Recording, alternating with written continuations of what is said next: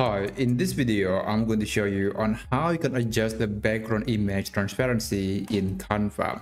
I have this design and there are some elements that I want to modify, particularly the background. The background here is very prominent and it makes the text that located on top of it not very visible. So the background needs to be adjusted a bit, especially we have to make the background a little bit more transparent so we can see or read this text.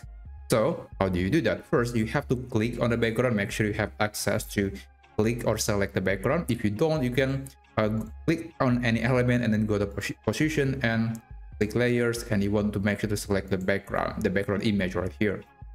And after that, on the top toolbar menu, go to transparency, and you can reduce the transparency to whatever level that you find it the best. So my background color, the original background color of this document was yellow, and that's why you can start seeing the yellow background. If you have white background, then it will be white. You have a green background, then it's going to be green. So basically, because of the background image getting more and more transparent, you can start seeing the original background color of your document. But that's basically it. If you ever want to change the change the transparency level again, just click on the background, and then you have to click on the transparency level, and then you can adjust the number later.